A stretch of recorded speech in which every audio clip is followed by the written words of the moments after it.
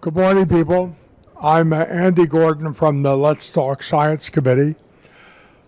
I think we have an opportunity today to hear some new and innovative ways of thinking about things in a week when we need new and innovative ways of thinking about things. This is the first of two presentations jointly with the Environment Committee about donut economics, which is much more developed elsewhere than it has been in the U.S. and is well worth our considering. Adam Pickersgill is going to speak first, and I think has an awful lot to tell us, more than we can fit in an hour. So there's another session on Tuesday. We'll talk about that later. So, Adam. Hello, everyone. Thank you so much for coming this morning, and it's a true privilege and pleasure to be here to speak to you about donut economics today. As Andy said, my name's Adam Pickersgill, and I'm here today representing the Seattle Donut Economics Coalition. We are a small grassroots community volunteer group that is trying to get the word out about donut economics and trying to explore ways in which our local policies can be more aligned with the framework of donut economics to build a more sustainable and a powerful economy that we can all thrive in together. So I have two colleagues with me today who are going to be speaking later. I'll introduce them when it's their time to talk. So let's just jump right in and learn about what donut economics is. So Donut Economics is a book written by Kate Rayworth. She is a PhD economist currently, I believe, at the London School of Economics, but I'm not entirely sure. In any case, she's British, and she wrote this book in 2017. Previously, she had worked with with Oxfam to develop the Sustainable Development Goals with the UN. And she's been working in this space for a really long time. Her work is based on some really foundational research that was done back in the early 70s by two MIT researchers whose names are Dennis and Donella Meadows. And their work was based off of what was at the time a very new form of analysis called dynamic systems analysis. This was pioneered by Jay Forrester, also at MIT.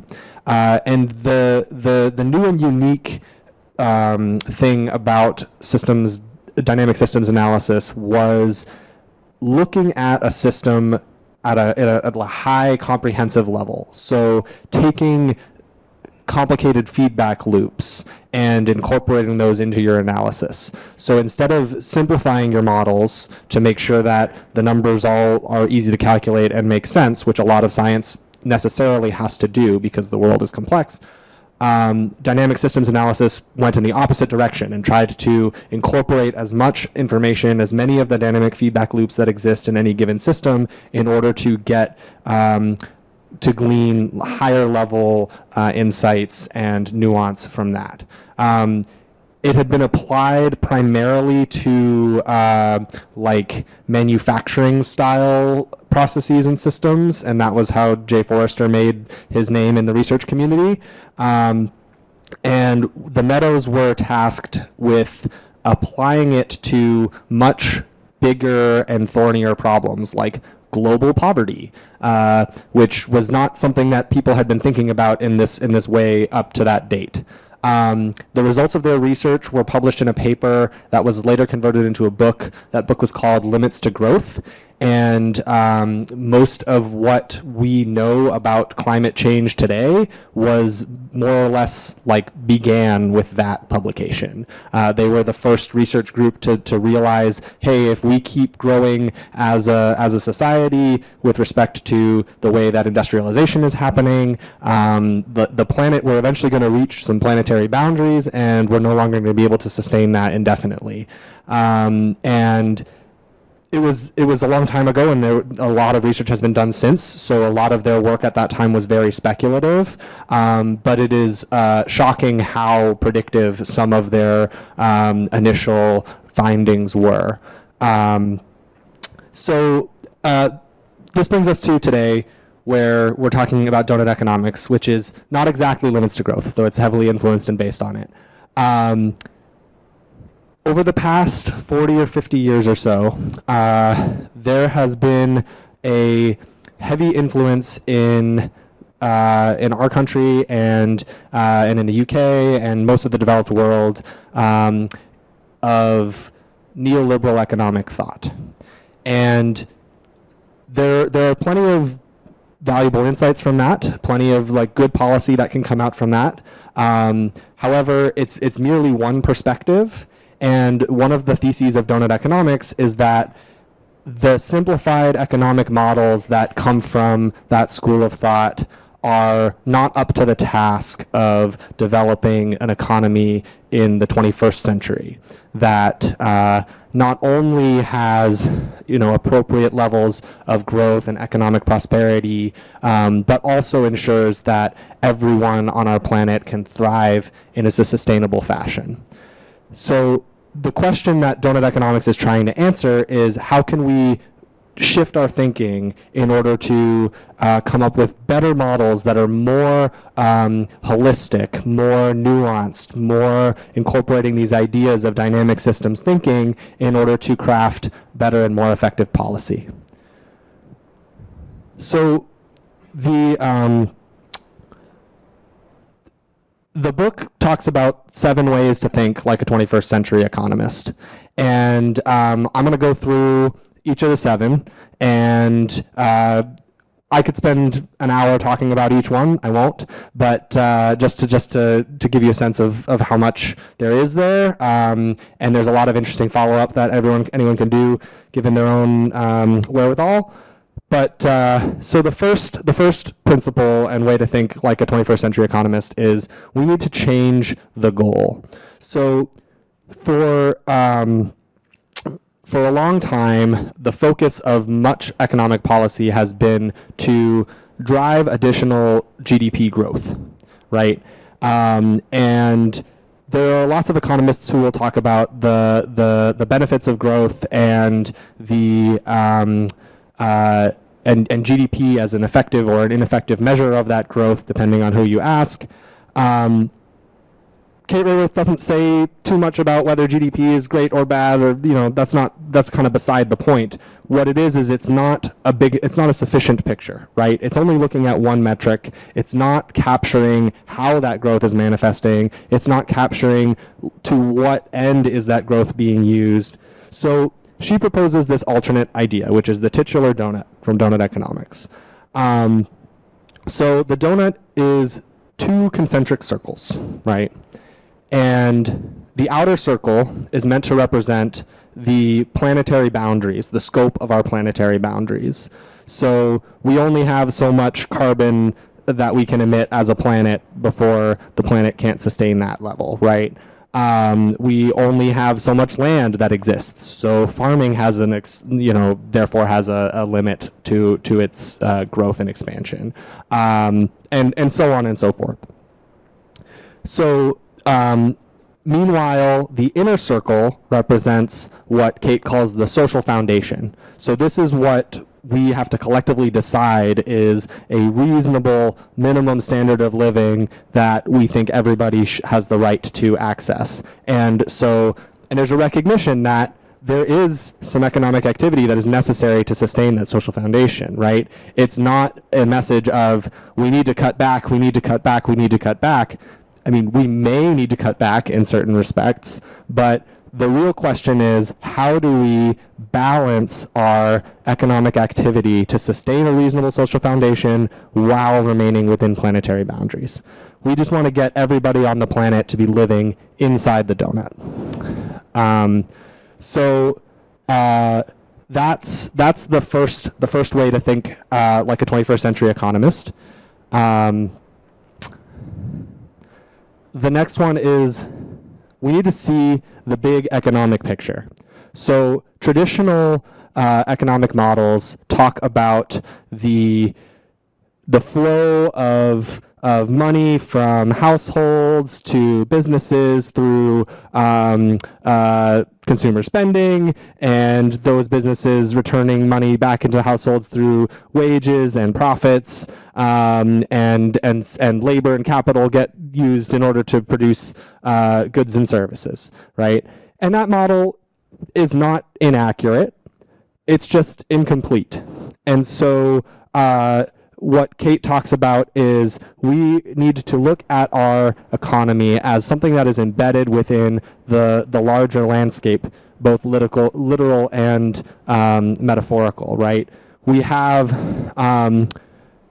within the embedded economy, we have, four important components. There's the household, there's the market, but we also have the state.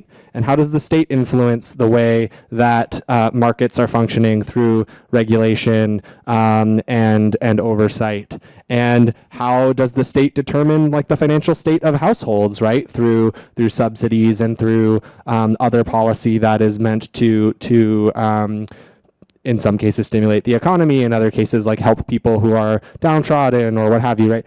And then finally, there's also the commons, right? Popular examples of success stories that come out of the commons are like Wikipedia, right? There's no company that runs Wikipedia. It's just a bunch of people together deciding we want to create this resource and share it with the world. Our organization is a great example of the commons. We're all just volunteers who are here because we're passionate about this idea and we think it can help the world be better, and we want to share it with as many members of our community as we can. It's important to remember also that this complete picture of the economy is embedded within a larger system, which is our planet, right? And our economy is also the combination of not just the American economy, but it's the global economy, right? So it definitely makes the math trickier, but that is a sacrifice that we're willing to make because it'll give us answers that are going to bring us closer to our goals of a just and thriving society for everybody. So moving on to the third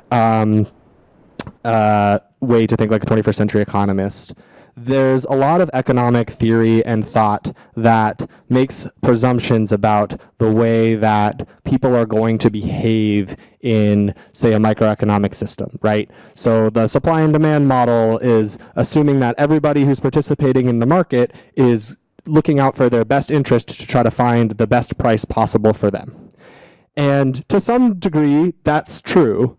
However, some assumptions that economists have historically made about this rational economic man are that we all act in this way where we're very individualistic, very alone. We're self-interested. We're highly calculating and competitive. We're going to do all of that extra math to make sure we're getting the exact best price on any given transaction. And nature sits at our feet, as a resource for our, disposal. We can kind of think intuitively about the number of ways that this is not true, and or certainly not an accurate representation of the diaspora of humanity, right? So there's plenty of research to back up this alternate proposal of the way that we are thinking about the individual in this context, which is that we're social and adaptable humans, right? We do care about other people. We are reciprocating and have and like to build compassionate communities that are parts of the web of life, right? And so when you plug the rational economic man into existing economic models, the numbers come out exactly how they expect them to. When you plug the more realistic, fuzzy, social adaptable humans into that model, you can get wonky results. And sure enough, there's like a whole field of behavioral economics that has sprung up in the last 20 odd years or so, which basically consists of economists that finally have good access to behavioral data, and pointing out the ways in which the behavioral data contradicts what the traditional economic model suggests we will do. And people are winning Nobel Prizes for their findings in the field of behavioral economics. So I think that that this is an important shift in how we should be thinking about things, and helps us come up with better, more nuanced models for a good economic policy. So our fourth way of shifting our thinking is, and you'll sense the theme now, is that we really need to get savvy with systems thinking, dynamic analysis, not being satisfied with this is the simple, A to B. We're making all these assumptions to get rid of all the complexity. We need to embrace the fact that economics is messy. Economics is inexorably intertwined with politics. It's intertwined with the differences and nuances of local community problems relative to national issues. There's no way to say, I'm going to define a single economic policy that is going to work perfectly across the board. Like, that's naive. And but that's what a lot of economists have been trying to do for decades now.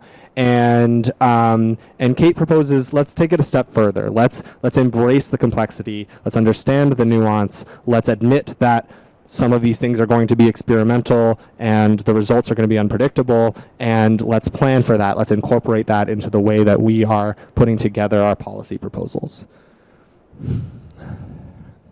Kate also thinks that it's really important for us to be distributive by design. A lot of existing economic policy makes this assumption that any economic activity is inherently going to concentrate wealth, for example, and concentrate opportunity, and put those opportunities into the hands of the very few. And that the only way to undo that is progressive taxation or other forms of effectively like forced redistribution. And Kate wants to highlight that that it doesn't have to be that way. We can design distribution into the start, right? So you don't have to tax corporations at ridiculously high thresholds if those corporations are already committed to making sure that they're being a good steward and effective member of their community, right? And sure enough, this is the way things used to be. It was only in the 70s and 80s that the idea of only prioritizing shareholder value was the only responsibility of a corporation. And so yeah, how can we be thinking about the decisions that are made around who gets to distribute the pie, and how can we make those decisions more democratic, more collective, more distributive by design? We also want to be regenerative by design. So a lot of the presumption of, well, this is how the flow of an economic productivity cycle looks. We take resources from the earth and we turn them into stuff that people like to use. When they're done using it, we throw it away. And that is a way to do it, but it's punting the problems of what happens with all that garbage and what happens with once we run out of those starting resources. It's punting that all to future generations. So we need to be thinking regenerative by design. So as we are building new products, we're thinking about the impacts that they're going to have down the line. We're thinking about how we can design them in a way where they're easy to restore, they're easy to reuse. It requires less know-how, fewer technical materials to keep those cycles and circles of use and regeneration moving and flowing. Some personal examples, or some examples that are near and dear to my heart, are things like the right to repair movement. I have a weird laptop and a weird cell phone that I can both like repair easily because the companies try to design them to be, and unfortunately that's not the norm. That is kind of the esoteric exception to the rule. But anyway, it's important for us to consider this from the start as we are trying to build a 21st century economy. Last but not least, we also want to reconsider the way that we're thinking about growth. A lot of economic policies today are designed with the idea that the economy has to grow, whether or not people are thriving. And I think this week is a particularly salient example of that, where a lot of people voted in the election in ways where they were frustrated with the state of the economy, and you have a lot of talking heads on TV saying, but the economy is doing fantastic, the stock market is higher than it's ever been, the job market is super hot, right? And so what is this discrepancy that they're identifying? And to me, it comes back to this. It's like, well, yeah, we have an economy that is growing, but it's not an economy that is making us thrive. So how do we shift our thoughts from growth addicted to growth agnostic? Which is to say, growth sometimes super great, other times totally apathetic about it, other times maybe it's bad, right? And we haven't embraced that nuance in our policy or in our collective consciousness, and I think it's limiting the possibilities that we're looking at in terms of how we can develop our economy into something where we all can thrive together. Okay, so that was a lot thrown at you about this is all the science and the theory and the lecture of what is donut economics. And a lot of it sounds very pie in the sky. I will completely admit that. So the better question then is, what can we do? What can we do about it? How can we incorporate this into our life? How can we advocate for more here, et cetera, et cetera? So let me tell you a little bit about Kate Rayworth's nonprofit, the Donut Economics Action Lab. They founded this group in 2019, I believe, and their goal is to build a global community of small local groups just like ours who are advocating for donut economics at the local level while also coordinating and collaborating across chapters globally. And without Deal, we probably wouldn't exist. I'll tell you a little bit about the history of our organization in just a minute, but today we are actually celebrating Global Donut Days, which is a week-long event that happens every year. This is only the second year they've done it, so you can be forgiven for not having heard about it yet.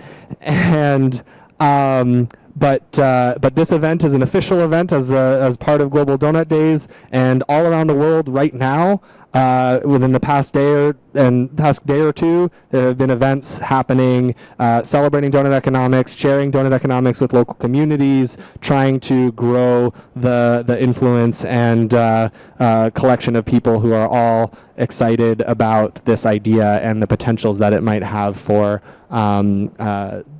better and more effective policy in the future. Okay, yeah, I already covered a lot of this. We actually had an event just last night. Here's a photo where we got together with a bunch of folks who had expressed interest previously in donut economics, and we talked about things and made some plans for the future, and we're generally just excited to get together with a bunch of other donut enthusiasts and so on.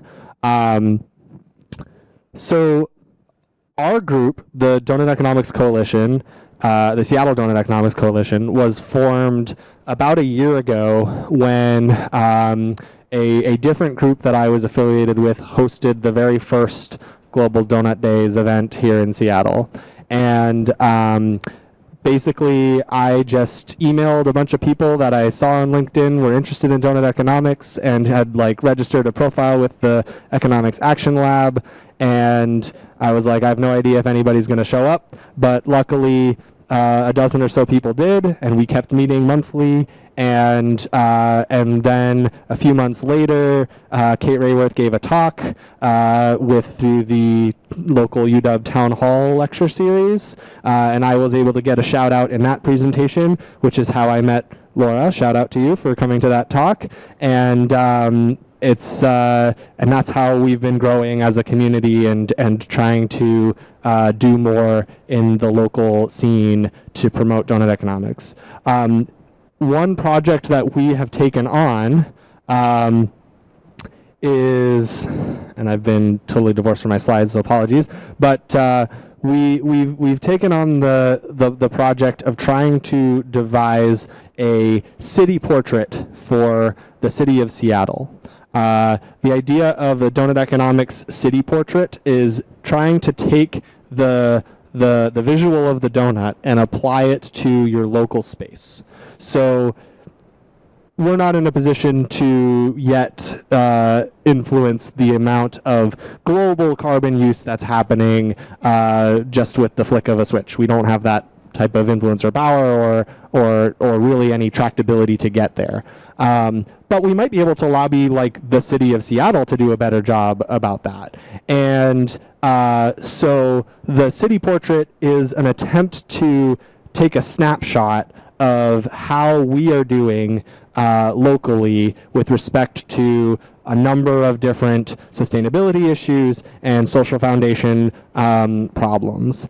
And I want to acknowledge that there's a lot of fantastic work that's already happening by organizations that are far more established and well-funded than we are, and we're not trying to recreate or redo any of that work. We just want to get all of this data and put it into one place and try to create this tool where we can then say, great, so here's how we're doing today. How are we planning to improve this metric for 5 years from now, 10 years from now, 30 years from now, whatever it is, right? And to build this and maintain this, we're creating an opportunity for accountability, for setting North Star goals, and just generally like keeping track of how we're doing in getting us into this space. One of the things I love about donut economics as a framework and principle is that it's not particularly prescriptive. It isn't saying like, this is how you have to get there. This is the way to, like, you know, these policies are bad and these policies are good. No, it's just about how do we think with better nuance in crafting our policy, and how do we keep track of how well it's progressing, right? It's a framework, it's not a prescription, and the debates can and should be had about exactly the best ways to implement different policy in different places as needed and as reflected by the democratic will of the people of that place, right? So anyway, tangent aside, we have set out to draft a version of a city portrait for Seattle, and we're going to tell you a little bit more about that today. So we were inspired by work that had been done both in the city of Amsterdam and also more locally in the city of Portland, where they had done exercises like this. And in order to get at the details of what are the data that we should be including within a city portrait, a city snapshot, what should it include, how should it look, et cetera, they took this approach of taking the local and global perspective on both the ecological ceiling and the social foundation. So when we are looking at, say, the global ecological ceiling, right?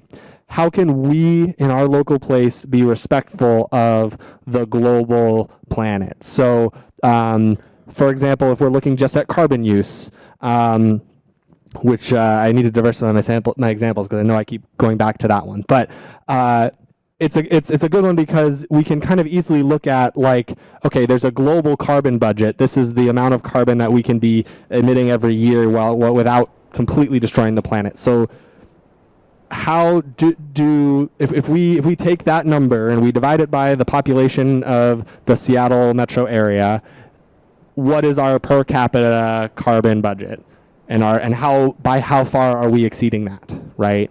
On the flip side, we can also be looking at our local ecological ceiling, right, where the ecosystems of the Puget Sound or the Hoh National Rainforest or whatever local watersheds and forest systems we have, like, we want to be good stewards of that, and we recognize that we don't have to necessarily fit that into the global picture. Like, if we decided that there needs to be X percent of land area covered by forests, but then if all of that area is concentrated in South America, like, that's not good either, right? So recognizing that there's a level of local engagement that needs to partner with the global considerations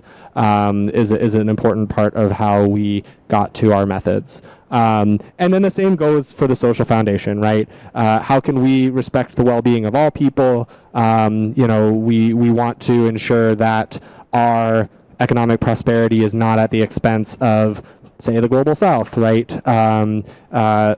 And how can we make sure that all of the people in our current place are thriving, right? Zoe's going to talk a little bit about life expectancy in Seattle and the way that it's not evenly distributed across demographics. So anyway, this is about enough of me talking at you.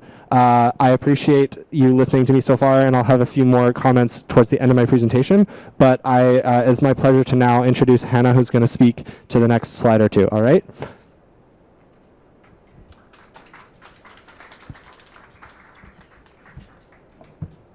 Hi, can you hear me okay? It's a pleasure to meet you. My name is Hannah Lee. I am, a little closer. Okay, there we go. Thank you. I'm pleasure to meet you, and my name is Hannah Lee, and I'm gonna present what process we went through to create the Seattle portrait. First, we met together, then decide what kind of methodology we're gonna use in order to generate this bar plot. So Joey, Adam, and multiple Seattle Donut Economics Coalition folks got together and talking about different categories. You can see at the corner of this screenshot, there's a Google Sheets, and we talk about the processes to metrics, how we're gonna interpret this data to create a bar chart. And we collected this data focusing on the local and social, and then also local and ecological, which can draw the outer circle of the chart you saw previous screen. After collecting and processing a lot of data, and there was, of course, the challenge of collecting data. Many of them are not available, and only a few of them we were able to have clarity. So therefore, you see the screenshot of the donut, and you can see there's a gray area. That's where we wanted to continue collecting data in order to draw clear picture of how Seattle is doing in this local ecological and local social areas. I also wanted to explain how we visualize these spreadsheets into the circular bar plot. So there's some coding, and we have an engineer volunteer in our team. So she was able to grab this spreadsheet, team of volunteers collected, and then generate this nice chart. So you can see the screenshot of how circular bar plot get draw and then become the shape of the donuts. And as Adam explained as a concept, on this donut chart, you can see the inner side of donut, the donut hole. That means the shortfalls. So you can see here as a Seattle case, there's multiple areas we experience the shortfalls. And there's overshoot, the outer side of the ring. Once we had some concept into a chart, then we refined the chart with more information and more visual storytelling. That's where we adopted icons, somewhat equivalent to Portland and then also Amsterdam's donut chart, and then add more category details. So now I'm gonna go actual live demo.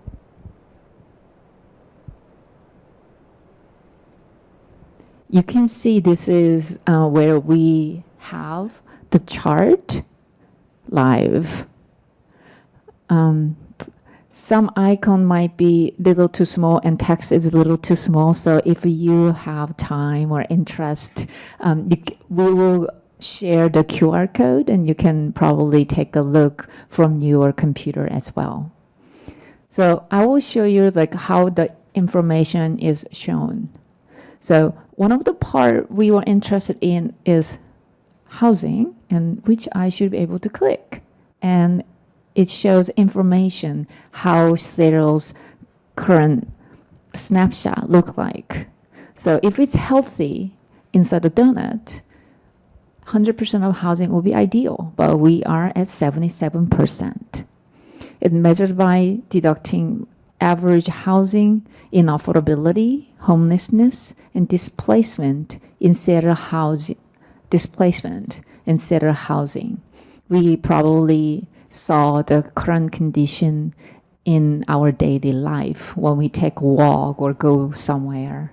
But when we look at these numbers, we have something more concrete to have a dialogue with our community members or friends and family as well. There's multiple categories we looked at and tried to show in the portrait. You can see the list of them here: the nutritious food, water, access to medical care, housing, mental health support, health outcomes, connectivity, mobility, culture, and community, and also political voice and social equity, peace and justice, equality and diversity, and jobs, income, education, affordable energy, access to capital. So that was the categories we wanted to capture as MVP, meaning like initial donut visualization. I can show you a little more, but I think it could be more enjoyable experience if you do it from your desktop. So pardon me, it's not my computer, so like when I click something and I actually click something else. So there's a temperature or climate regulations and to describe the outer donut area. So this was, as I mentioned, initial attempt of our work. So we will continue working on those missing data, the gray areas as well. So now let me go back to our slide deck. And I will have Mike to Zoe to talk more details about the Seattle's current portrait.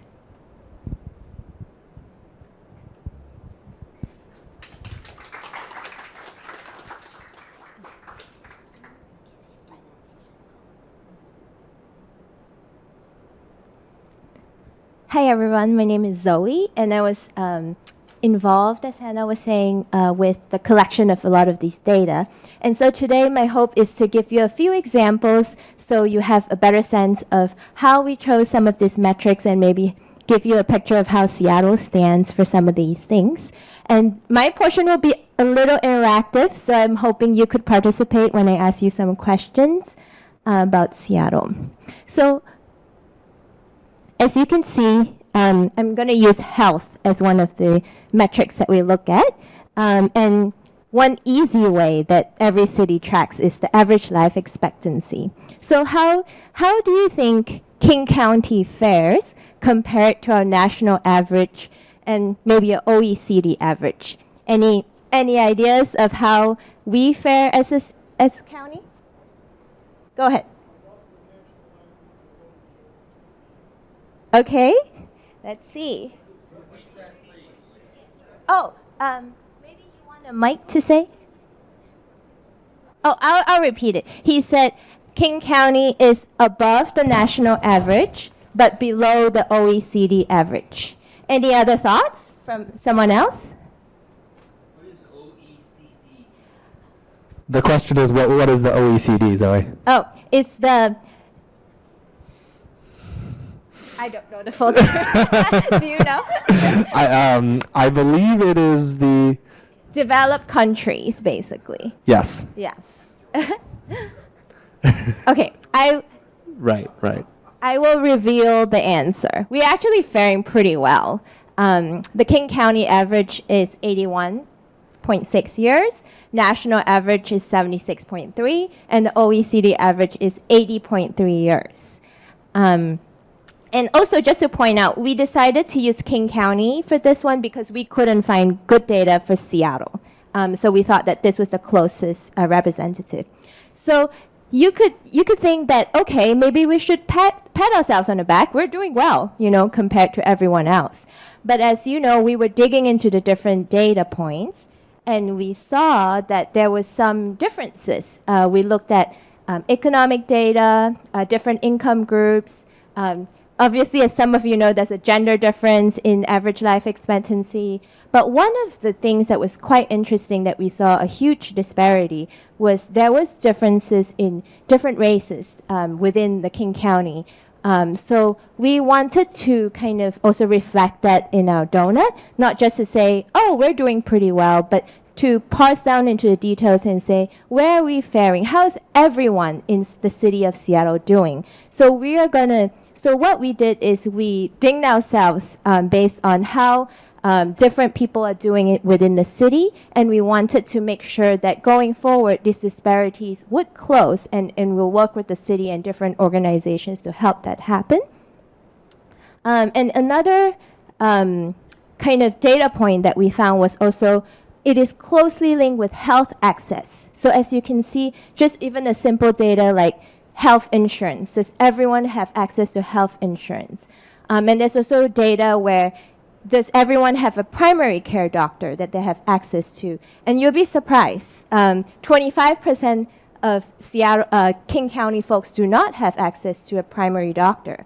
So that are some of the things that we can work on as a city to help improve that is tangible. And then, so this other question is probably dear in our hearts, right? When do you know when the latest heat dome occurred in Seattle?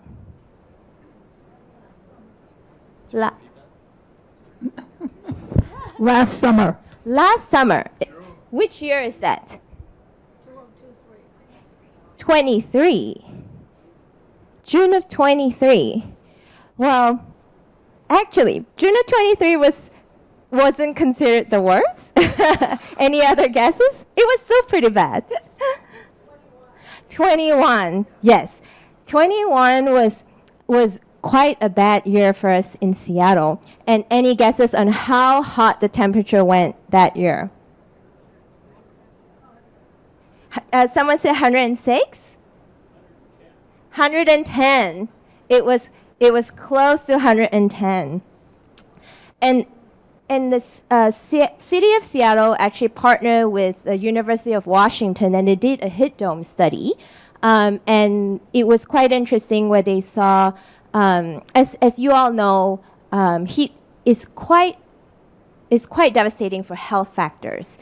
So how they decided, but it's also very hard to parse out what causes different types of heat-related diseases. So what they did is they took out all so they took the average of every year, the number of deaths that happen every year, and they also took out COVID deaths as because that's also an anomaly, and they kind of assessed that that was one of the years that we, as a county, we had a lot of excess death that happened. So heat-related diseases are something important. So temperature is an important marker for us to track.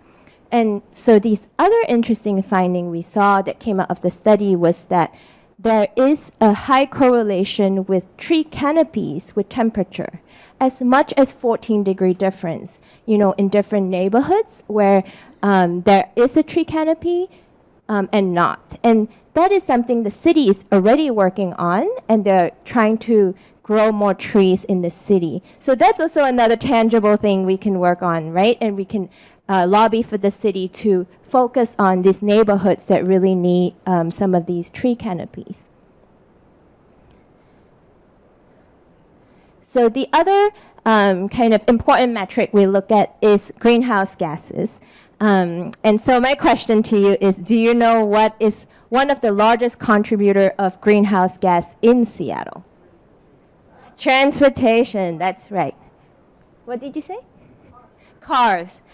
You guys are ahead of all my questions. that was the next question. You're gonna have to make them harder next time, Zoe. Yeah, it's too easy. I'm gonna dive into more data next time. So as you can see, 61% comes from transportation. It's a big number. And the second biggest number is buildings for 37%, and our waste is at 2%. And so this question was already anticipated. What mode of transportation? Cars.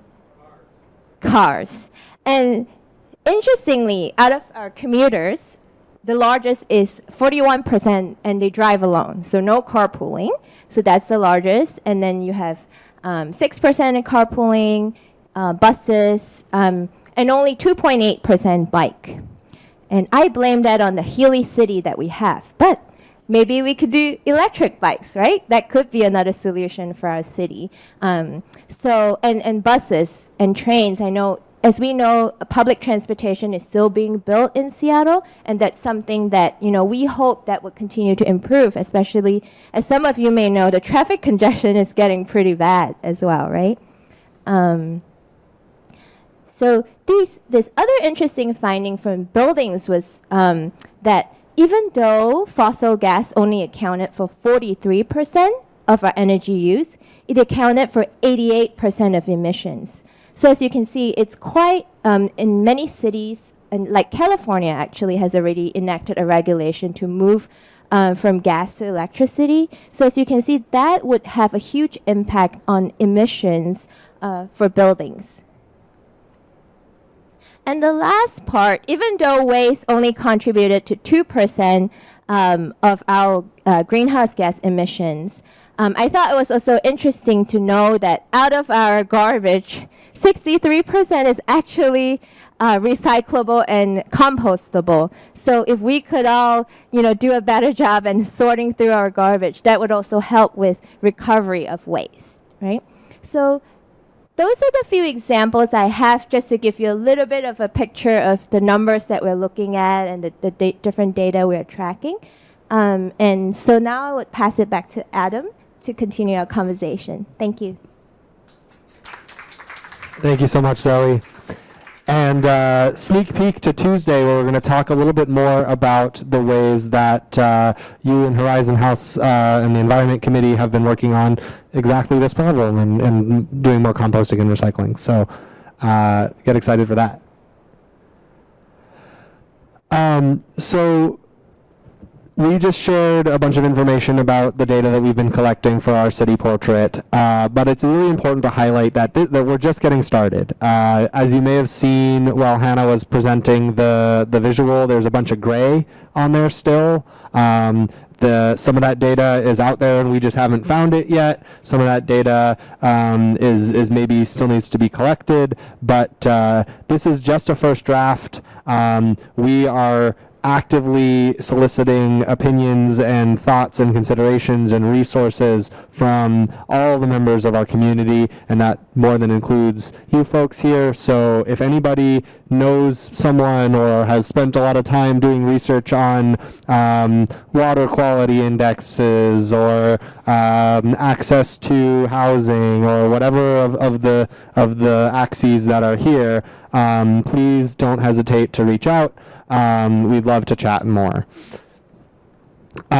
So what's next for the Seattle Donut Economics Coalition? Well, we want to continue to bring our city portrait into better focus.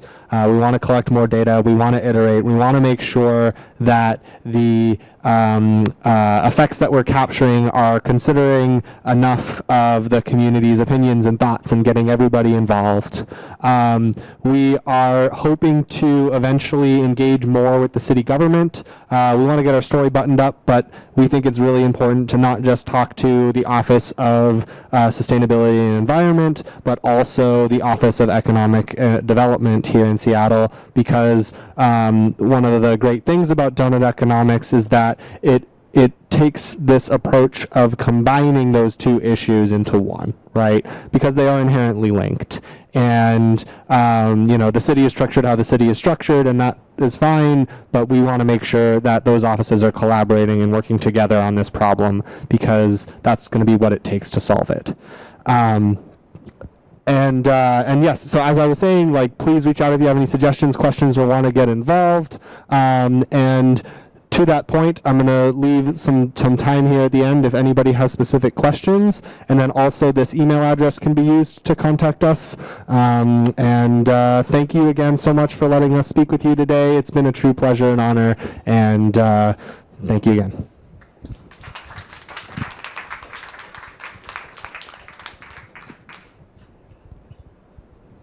Just a quick comment. It sounds like artificial intelligence may be of great help in the complexity of your quest. Yeah. It is definitely going to be interesting to see the way that AI is incorporated into both analyses of these problems. One fear that I have is that it's going to be seen as a silver bullet to fix some of these problems, and it may or may not be. So, but I think the right people are worried about that. So thank you. To what extent has the donut economics penetrated instruction in the business schools? That's a great question. I don't know to what extent that is being talked about in business schools specifically. I can say that there is a lot more work being done to evangelize it through other institutions and methods of education. So I don't know if you've heard of John Fullerton's Capital Institute, but John Fullerton was like an investment banker who quit from one of the big investment banks in the early 2000s, and he started this nonprofit where he's trying to engage with people who work on Wall Street, upcoming B school students, etc., to incorporate more of these types of ideas of regenerative economy and how to overhaul the financial system to more effectively support that type of work. I can also say that within the field of economics and the people who are studying economics as undergraduates today, it would be unthinkable for any of this material to be included in that coursework 20, 30 years ago, in America at least, because of just how much of a stranglehold the neoliberal school of thought has had on the American economics programs. But that's changing, which is wonderful, and I think is going to introduce more diversity in thinking and in research and in academia, and certainly globally that's been the case for a lot longer. I'm interested in the actual application of the data, and your interest and your research will lead to policy. For example, we now see the disparity among different groups in the society with regard to longevity. Or with regard to health. Do your data allow you to, and are you interested in applying that to the questions of what policy changes can and should we make? In short, absolutely yes. We're very interested in that. The unfortunate reality of the longevity example in particular is that, and this is an issue that plagues policy in a lot of areas, which is that the signal lags the input, right? You can create a new policy that is intended to extend lifespans among Black Americans in Seattle, but until enough of them, grow old enough to die later than we hoped that they would, we don't know if it worked yet, right? But I think your question was maybe more in the spirit of, but okay, how do we craft that policy in the first place? And the answer is it depends, in short. I can speak to the fact that the city of Amsterdam has adopted donut economics pretty wholeheartedly, and they've implemented a number of different programs within their city to revitalize certain urban planning initiatives to be more aligned with the donut. And they have seen, because this has been going on for long enough now, that they have seen signals of the goals of moving everything closer to being inside the donut are where their policies are working, right? And I guess trial and error might not be the most satisfying answer, but I think it's the most honest answer. And the point of donut economics is not to have the answers of this is exactly the policy that we need to go implement. It's to give us better tools to measure the effectiveness and come up with more creative policy proposals than we have in the past. And I could, of course, tell you all my personal opinions, but that'll be another 3 hours, so we'll say that for another time.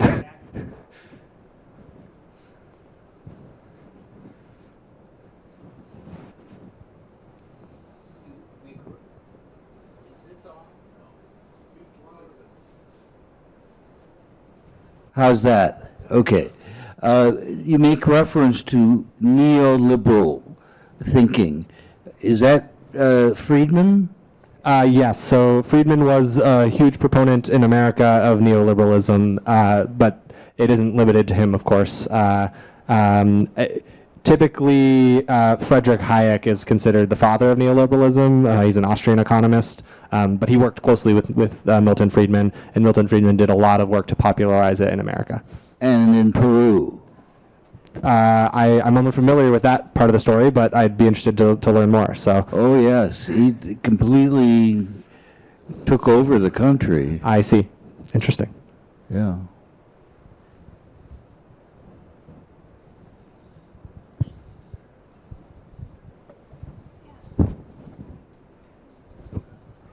So far, this is very fascinating, and I'm really excited about what you're doing.